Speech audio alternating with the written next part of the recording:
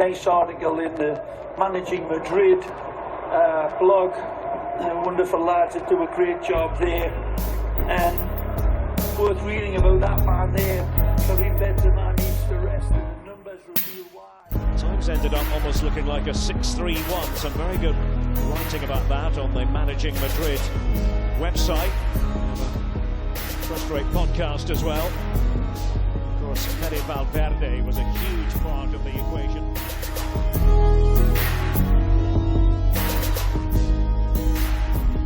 Hello and welcome to a Sunday edition of the Managing Madrid Podcast. I'm your host, Kiyan Sobhani. I'm joined by Matt Wiltse just seconds after the final whistle at San Mamés, where Real Madrid come away with a huge 2-0 victory over Athletic Club de Bilbao. And coming up, part two, stick around for that later, is Castilla Corner. Kristofer and Hridyam will do some Castilla coverage for you guys in about 50 minutes or so after this segment. So stay tuned for that. Matt, we're recording this right after the final whistle, so we'll kind of just go through the post-game quotes as they come in. I'm not even sure if Ancelotti has spoken at the press conference yet, but we're going to kind of break down a hard-fought win, an interesting lineup, a little bit more of a younger midfielder that Carlo Ancelotti rolled up, a little bit surprising. How you feeling, man? Feeling good. You know, we talked about after the Villarreal win, we brought up, you know, does Carlo do the opposite of what he did at the start of the season because of that energetic midfield we had to end the game with Ceballos, Valverde, and Camavinga versus kind of the classic control of Kroos and Modric and then the rock and roll of the young guys?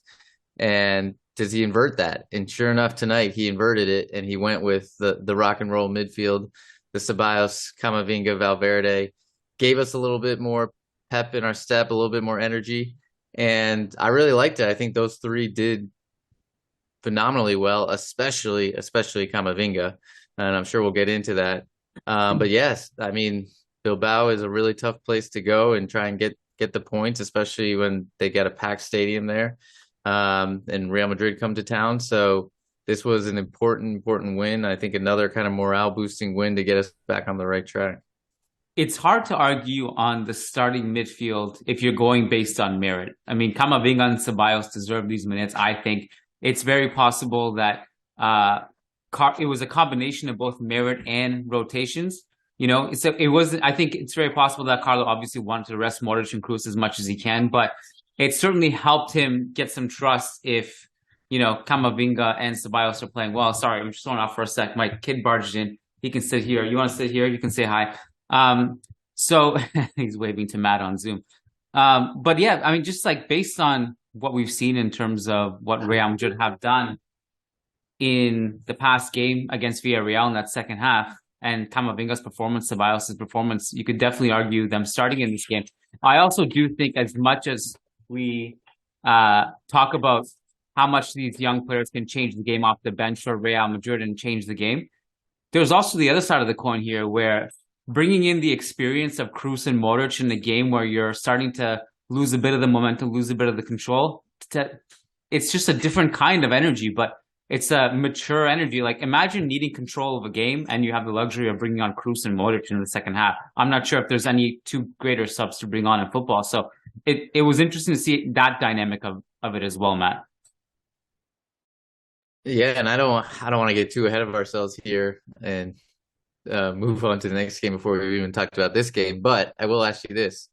Thinking about the Copa del Rey clash with Atletico Madrid this coming week, do you start that same midfield as today, or do you go back with Kroos and Modric? I would be surprised if we saw this lineup again. I think we'll see one of them sit. We'll see one of Camavinga and Ceballos sit, is my guess. Because I don't think the plan is like to have one, just based on what we've seen. I don't think the plan right now is necessarily to have an Once de Gala and roll with it every game. Although we'll need to have one Once de Gala eventually when Liverpool rolls around. I think the plan will be that all these guys are just going to play, and we don't really know what midfield three will line up from game to game. So I don't know, but I would be surprised if we saw the same midfield against Atletico. I'd be a little surprised.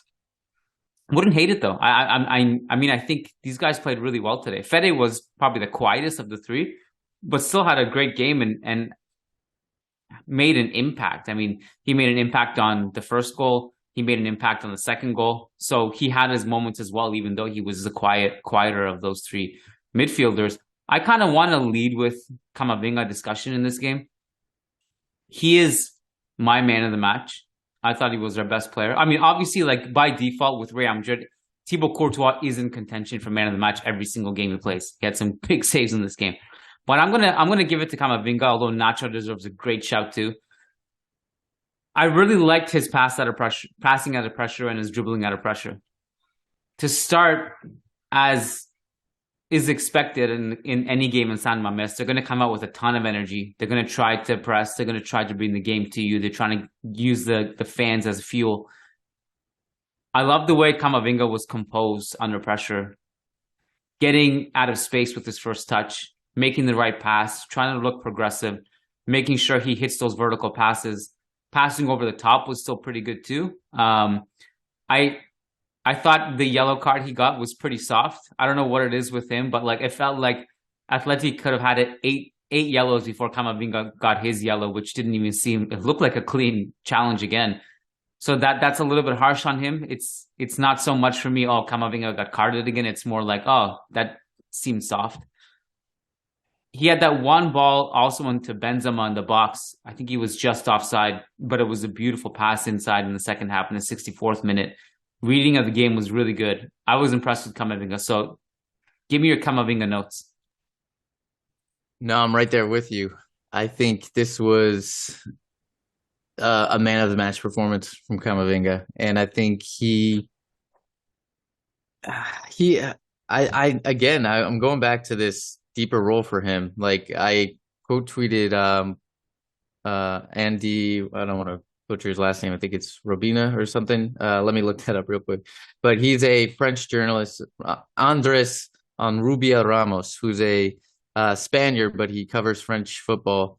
And he's a big journalist. And he said when Camavinga was at Rennes, his worst season was playing as an inside midfielder, so kind of as a number 8, watching football from behind. He always has to see football facing forward, meaning facing the goal. His position is to play near the base, to organize and start driving away from box. It's there where he has performed wonderfully. And I know we've gone back and forth on like where's his best position, number 8, number 6. I think Ohm wrote a big article about like number 8 is probably his best position.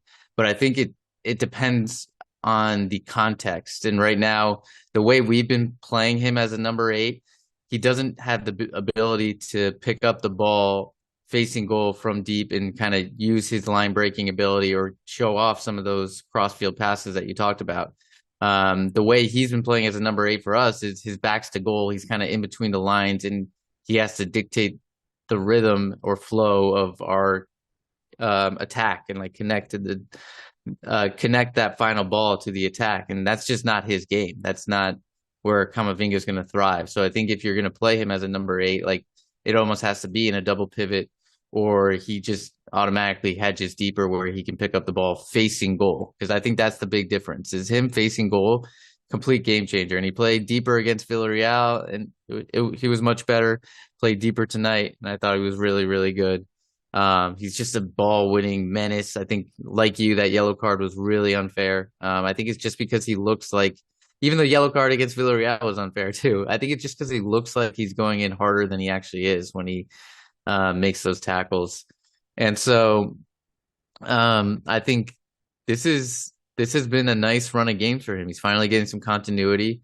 I think it was his 4th or 5th successive start.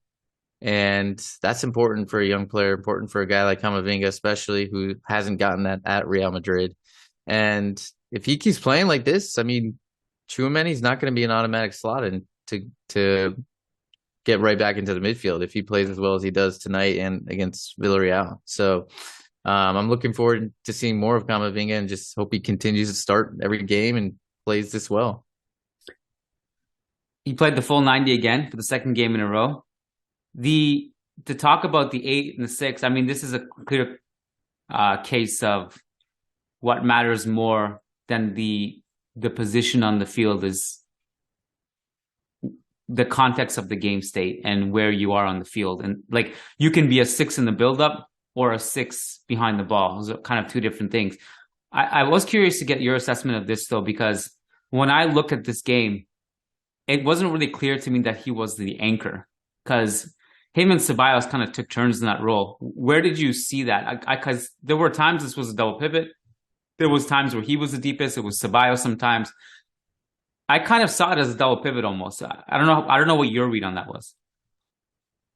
I think in possession, sometimes it was a double pivot, because Ceballos just came so deep to help us build out, and you need a guy like Ceballos to help us build out. I thought out of possession, and when we like set up our defensive shape, I thought it was more or less pretty clear that Camavinga was the lone pivot. But he would like we talked about against Villarreal, he would step out. Like if we're pressing, he's not afraid to leave that position vacant and go out and press. And I think that's a characteristic of his game as a defensive midfielder, where he's not going to be just kind of hovering in zone 14 and just like meandering like Casemiro did to the right spots every single time. And it's going to be a little bit more chaotic with Camavinga. But I think you see just in the amount of ball recoveries he had today, like that's what he brings to the table. You're just going to have people covering in behind if he does venture forward or decide to press. What was your read on our structure and our defensive block? Because when you look at the starting lineup, you think, well, maybe Ancelotti is going to continue this aggressive high press that he tried against Villarreal, got obliterated in the first half. And you look at the names on the sheet today: Camavinga, Ceballos, Fede in midfield. You think to yourself, well, if he wants to do this, he wants younger legs and fresher legs. So I thought we would be a little bit more aggressive. And by the end of it, I was happy with the way we performed. So I don't really care that we didn't press aggressively or whatever. But what was your read on our defensive block and how it functioned and how effective it was?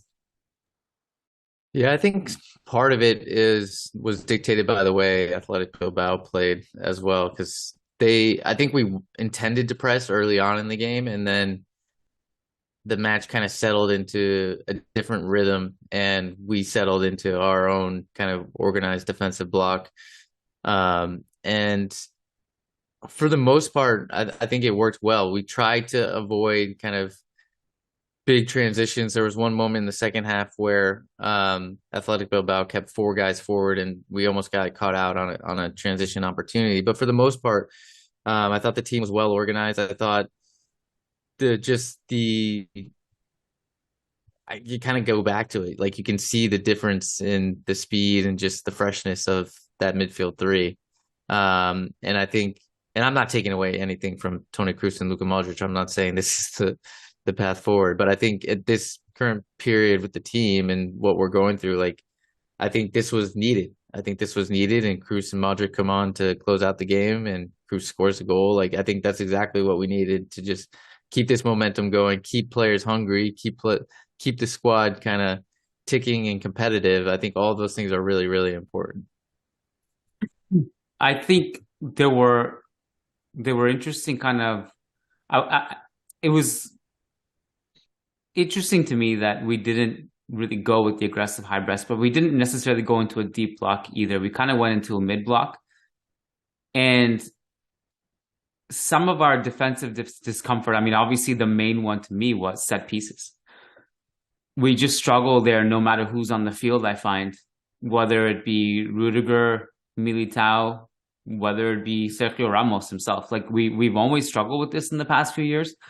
And it worries me. And I thought, like, if Athletic are going to get themselves back into the game, I'm willing to bet it was through a set piece or something. Because we were just conceding free headers left, right, and center.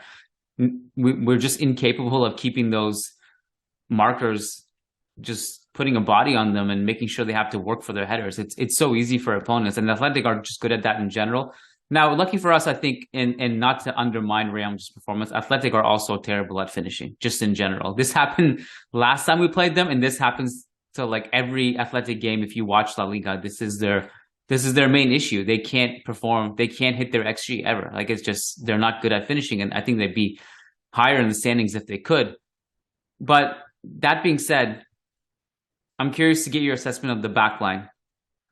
If it wasn't defensive issues on set pieces, the other one that worried me was, again, a theme was that Rudiger just kind of looks shaky on the ball still. I thought he was a little bit better on this in the second half, making sure he beats his man to these balls that were coming into the box, and making one really important challenge in the 51st minute at the top of the box. Some of his passing, even the ones that he pulls off, like there was that one really risky one where he hits it across the face of our goal in the 4th minute, and it's an impossible ball to control. It's like trying to control a flaming fireball, and Athletic are breathing down your necks. I think it was maybe Nacho who was on the other end of it, maybe Fede, I can't remember. So that was one thing that I noted from a defensive perspective and where we would concede chances. I was looking at that. But I got to say, like, Nacho really, really impressed me in this game. And I don't know what it is with us, like myself included, that sometimes we just kind of forget about Nacho. We discuss all these lineup options, but he's just such a reliable guy. And he was one of the guys who was really fighting back to Athletic and putting in some great challenges of his own. Even offensively, he had that one beautiful calculated cutback to Benzema in the 19th minute. The challenges on the wings were great. He gave Berenguer, Vesca, Berchiche a hell of a fight on that right wing. I was impressed with him. So any thoughts on the back line, Nacho, individually, collective, whatever? Nacho's performance for me, yeah, that in particular was a phenomenal performance. I thought not only defensively, like you mentioned, the tackles, but also offensively. And in the first half in particular, I tweeted it out at halftime. He was taking active first touches, meaning when he got on the ball, he wasn't stopping it dead. He wasn't waiting for someone to come to him. He knew where he wanted to go right before he got the ball. And so the team would play him some difficult passes out of the air. He'd have to either bring it down or juggle it over Yuri or one of the opposition Athletic Bilbao players, and he did it. And I thought he was a major upgrade in that position from what we've seen for most of the season this year. I mean, again, it's kind of another. I said Tchouaméni's going to have a hard time getting back into the team with the way Camavinga's playing. Well, if Nacho keeps this up, Carvajal is going to equally have just as hard of a time. And I would argue that Nacho or Lucas Vazquez may not be the default backup choice. Either way, like, I think Nacho's really building a case for himself here, and this is what he's done season after season, year after year, and it's a credit to him and his ability and his mindset. And to come in, we always talk about how difficult it is for these guys who don't play at all to come in cold and just try and get match rhythm, and he consistently does that and consistently proves himself. And he is, I mean, he's a guy you want to go to war with. I want him on my team every day of the week. And so really happy for him. Just all things said and done, like, I'm just really happy for how he's performing and this opportunity that he's getting. And I think he deserves it. And I just hope he continues to play well going forward. There's a leadership to him, especially in a game like this. Games like this against Athletic at San Mamés, they're just so intense. And you always just want like a Sergio Ramos type figure on the field, you know, to fight it out and just stand up for everyone. These Athletic challenges, some of them were insane. I don't know how they went unbooked, but it's a different subject. Nacho, I felt, was a leader tonight in addition to his performance. It was much needed. May there always be a Nacho in Real Madrid. Just incredible player. Incredible asset to have, a player who doesn't complain, plays wherever you ask him to, and just renews season to season, not caring what his role is. Happy to take a back seat. He just loves being here. So on the opposite flank, do you think Mendy's been given instructions in the last two games to get in the final third more? I mean, we didn't create that many chances in this game, but I feel like there are strategic moments where we do send players up the field. And I thought Mendy helped unlock a couple good sequences for us with his underlapping runs. Had another really good cutback in this game. He had two against Villarreal. this one was Benzema today. Do you think there's an intent there to actually go up the field on certain occasions?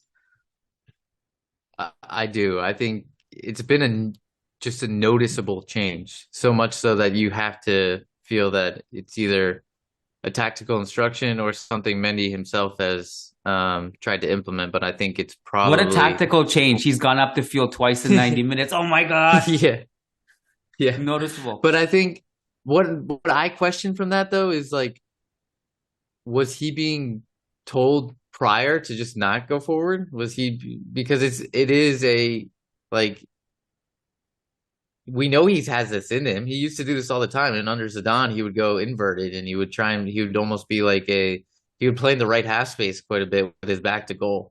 And so it just seemed like the last few months, in this particularly post World Cup, that he just wasn't getting forward at all. So I don't know if that was instruction, and then Ancelotti realized, no, we need this guy to get involved in the attack. But it really has made a difference. It opens up space for Vinicius, like we talked about last podcast, and the cutbacks are working. Like, he's created good opportunities in every game, and that cutback was eerily similar to the one for Fede Valverde against Villarreal. Like, he's creating some good opportunities, and that's what you want from your left back. And we need to see more of that. Yeah, I mean, I think it's whether it's down to him or down to Carlo, I think it's a little bit of both, to be quite honest with you. He actually did venture into the attacking third with Lyon quite a bit too, more than he has this season for sure. I do think some of it might be instinctual and habitual at this point as well. They want to clear it out so Vinny gets the entire flank to his own. This is a kind of a related point, but I was watching Arsenal's game today. One thing that struck me was that every time Saka got the ball on the right wing, he was unplayable today. But it was like immediately everyone knew what to do when he got the ball. Runs. Like Odegaard would cut past overloads, him. tons of overloads. Yeah. But there would be like diagonal runs past him, taking a marker to the other side, dragging players here and there. All of a sudden he cuts in. There's like free space for him. It's basically how he scored the second goal. Vinicius just does not have that. That's a great point. We could really use that kind of offensive dynamic. I think that fluidity in the final third would really, really help Vinny. Yeah, I 100% agree. That is what Vinny's lacking. What Arsenal creates for Saka is just constant overloads, like you said, constant runs. And so he really only has to take one guy on in that position, and instead of having to take on 3 or 4. And so if we could do that for Vinny, I think it would be game over. So I think there are lessons that could be learned or items that could be taken from Arteta's Arsenal for sure. We didn't break down the goal.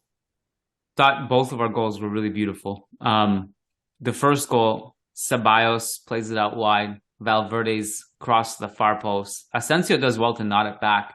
And Benzema's finish is incredible.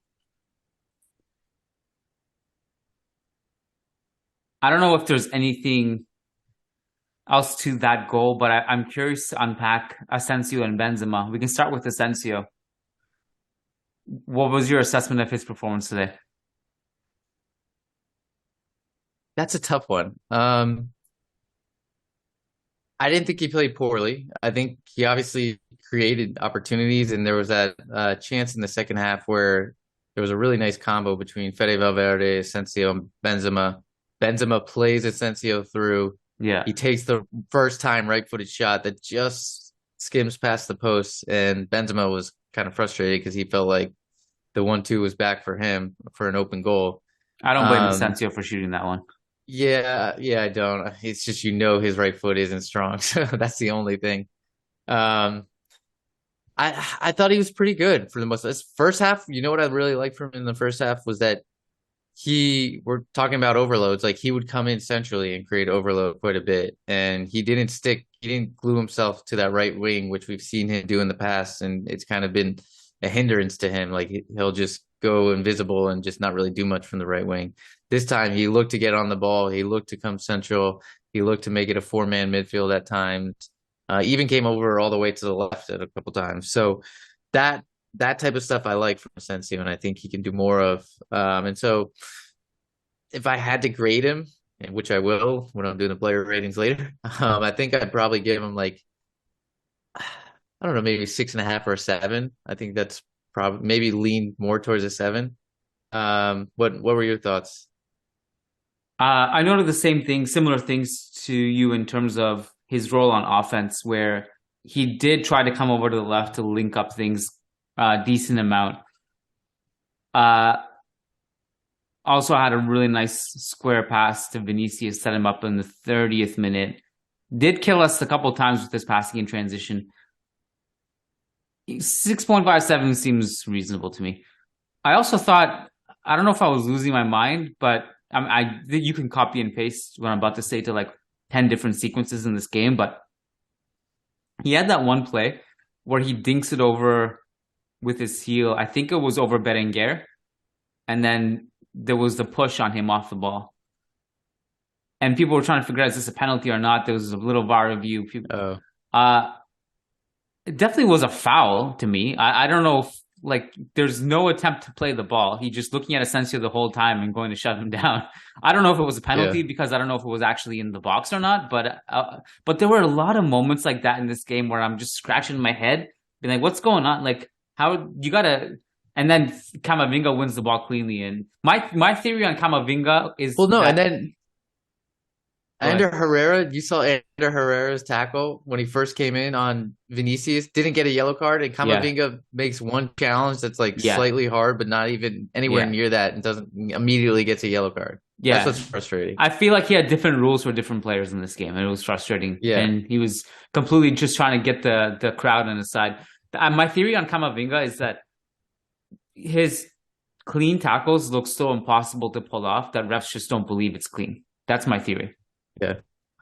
Camavinga almost has like the opposite problem of Casemiro, where Casemiro would somehow always avoid a yellow card, and Camavinga seems to always get a yellow card no matter what. Yeah, inverse problems.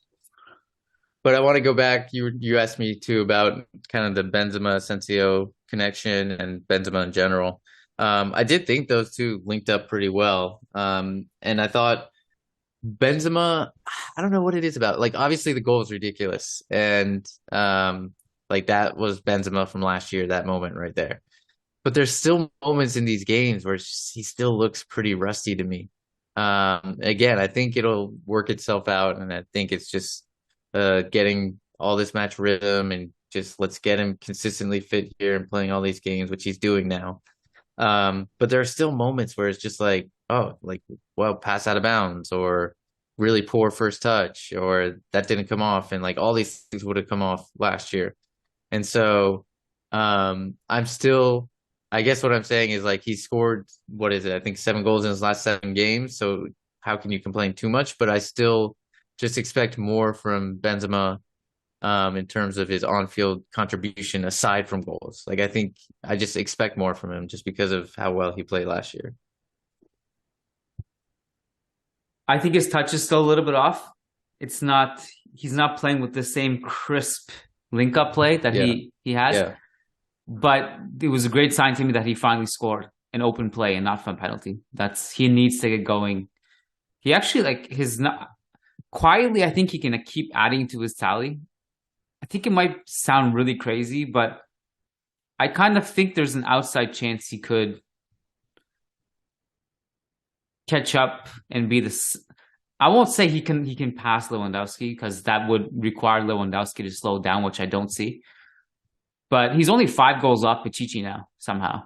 And I could see him at least get going and getting second place in there if he can. Because today was a good sign for me. Because you can have poor games, and if you're scoring and you're showing up and you're active, that's still a good sign to me, as I always say. But I thought if you isolate the goal from the performance, it wasn't great, but I thought he was a little bit better in the second half, actually. Probably should have had an assist, and his link-up play improved, I thought. So, yeah, the thing is, the 3M, they actually didn't create that many chances in this game, but they held up, and they got the job done. Where do you want to go from here?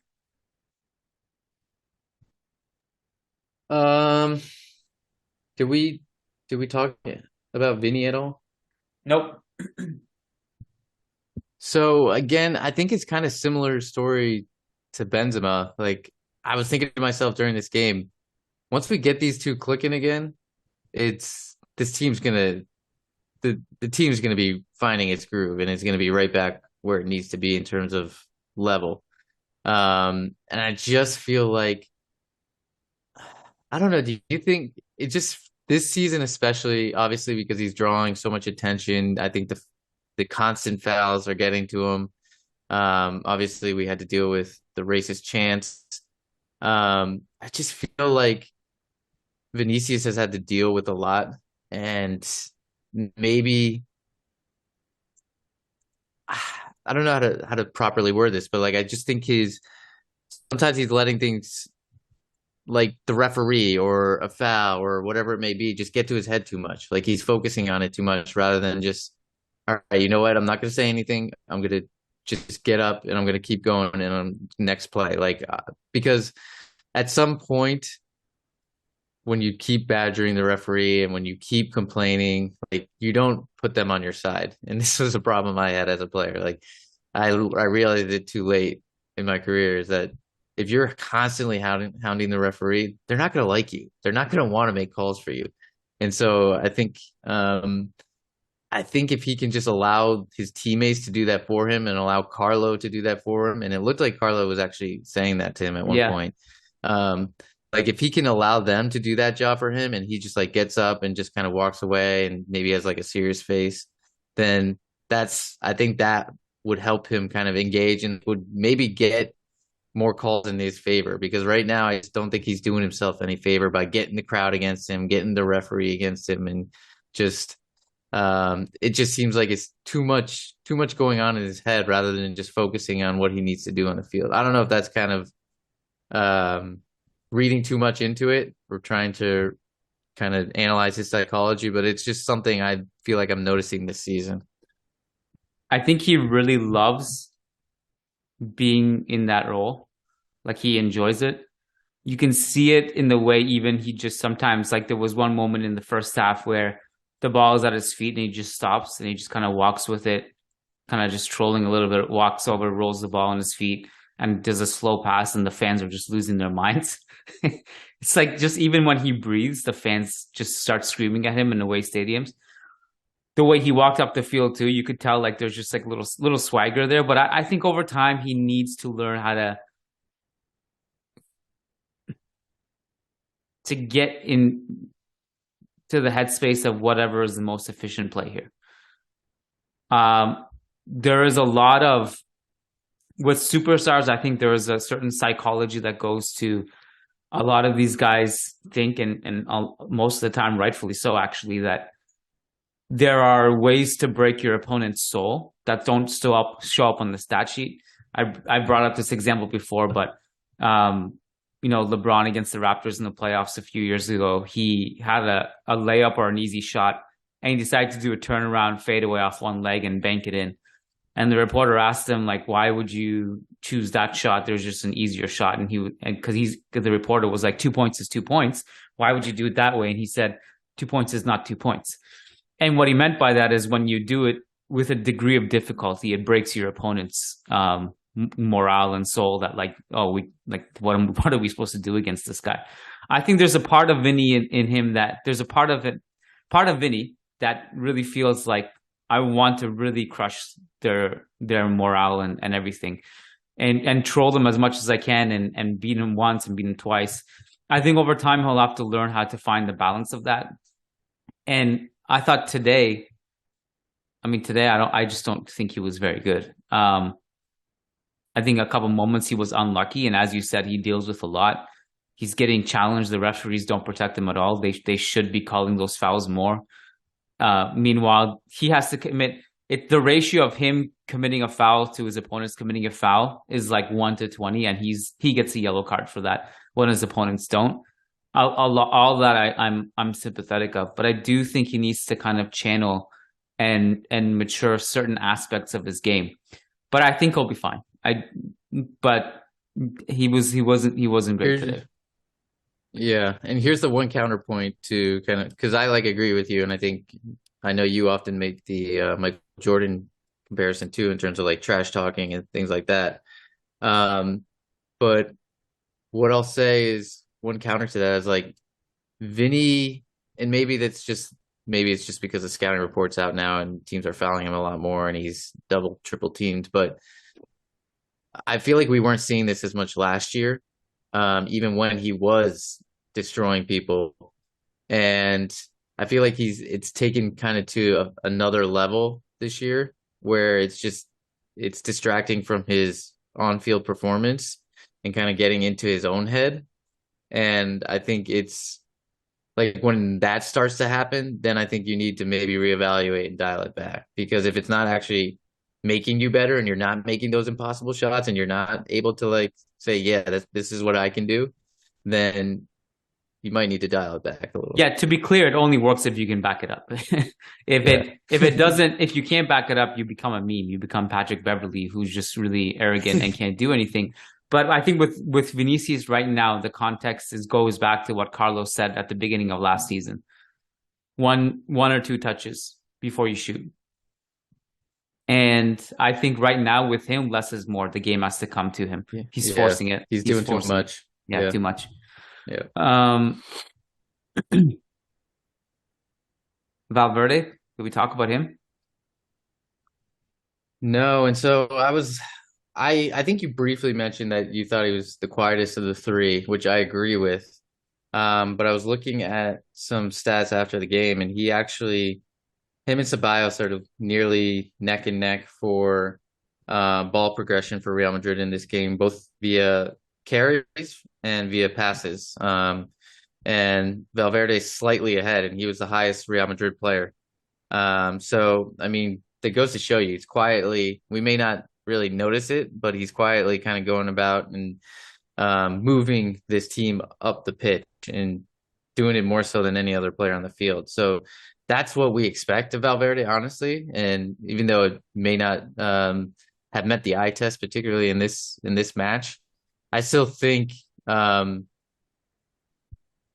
his effort and his energy are never questioned. And like he brought it today. And I just think I don't know. It's just hard to put your thumb on exactly what was missing from today, but it just felt like there weren't any plays that really stuck out in your mind besides that kind of interplay between him, Asensio, and Benzema for that chance we talked about where Asensio missed with his right foot. But other than that, like there's not too much that comes to my mind when I think about Fede Valverde. He contributed to both the goals. He had the diagonal ball to Asensio, and then he had the link up with Rodrigo before Cruz scored. Yeah. The Cruz goal was insane. It's the classic Cruz finish where he places it to the bottom right corner into the near post from outside the box. So this one was even harder because he was leaning back. Most players are shooting that into the sky, man. Like the technique to keep that on the ground is insane. That's insane. That's art. Like that's to me, I'm calling it right now. That's the most underrated goal of the season. People are gonna look at that and be like, "Oh, it's a nice goal." That's most players would shoot that into the freaking sun. That's not easy to keep on the ground at all. Beautiful goal. Just going back one, I just saw this now. Ceballos, a great homage to Cruz playing in his position today. 8 of 8 long balls. So that's nice little tribute to Tony. Ceballos, I thought it was another really good match from Ceballos. Yeah. And the good thing is we're getting goals now from at least the last few matches. We're getting goals from more than just Benzema. Like that's been the problem post World Cup is we haven't been able to score, and we've literally only been getting goals from Benzema and penalty kicks from Benzema. And so last match, obviously, Vinny, Eder Militao, and Ceballos scored. This match, you had Cruz contributing with an outfield or non-penalty Benzema goal. So these are encouraging signs for me. Like these are things that we needed to start happening to start picking up momentum. So I think that's stuff that will hopefully help us in the midweek match against Atleti. There's a lot of people, and us included, like a lot of chatter of, last year Real Madrid had Vinicius and Benzema playing out of their minds or outperformed their XG. It wasn't sustainable. I think you can now flip that discussion and say and maybe look at that as a point of optimism for the season, that these guys haven't gotten going yet. Yeah. And you expect that they will eventually. And I said this last game, I think Tchouaméni's absence has been noted on the field. You miss him. You miss his defensive presence and coverage. And I know you mentioned, like, will he start with Camavinga playing like this? I still think he will, and I think he is needed. I actually think he fits the double pivot mold perfectly as well. But that's another key point. But the fact that Benzema and Vinicius haven't fully started to get going yet is, I think, to me, a source of optimism more than a source of despair, given the fact that we've been getting away, not in every game, obviously. We've had a poor run of form, we've lost games, but the fact that they haven't gotten going yet, to me, is actually a source of optimism, in the sense that I think they eventually will, and that will turn up the gears a little bit for us. I agree. I think I think I mentioned it earlier. Those two start to click, like, this team will start humming. It will happen. I think if we can get some other contributors in the meantime, like we've seen in these last few games, and if we need to get one of Rudiger or Asensio going, if those guys can start really providing end production, then I think we'll be on the right path, and we should be, if we're competing for La Liga, Copa del Rey, and Champions League come springtime, like, that's when you want all these things to start clicking. So we got to make sure we're competing for those titles. But if some other guys can contribute in the interim while these Vinny and Benzema kind of work out the kinks, then that is definitely room for optimism. I know you got to run. I'll just end with this Carlo quote, because I think it ties into what you were saying earlier. So he said this after the game about that moment where he was talking to Vinicius during the game and said, "Let me deal with it." Quote, "I told him to talk to me, to play his game. Vinicius is a great player, but he's very sensitive. It's true that everyone pushes him, the rivals, the fans, sometimes even the referee. And the truth is that they kick him a lot. We must take into account that he's very young. Everyone pushes him. I love him a lot. I just want him to be respected a little more by everyone." So, end quote. Also, a lot of praise Also, a lot of praise for Nacho. A lot of praise for Camavinga. Camavinga was spectacular. That's great. So, nothing else that really jumped. This is all good stuff. Ceballos too. I mean, think about. Let's end with this though. Like, kind of again ending on a positive note. Like, think about our tone just 2 weeks ago, or not even 2 weeks ago. That's how quickly things change in football after the Barcelona match. Like, there wasn't much to hang on to. There wasn't much that we were looking forward to, and now we've got Ceballos in great form, looking like he can be a major asset in the squad, which he wasn't at the start of the season. We've got Camavinga now getting consecutive starts even after kind of a rough Super Cup, and he's playing lights out. We've got both our right backs injured, yet Nacho comes in and is playing lights out.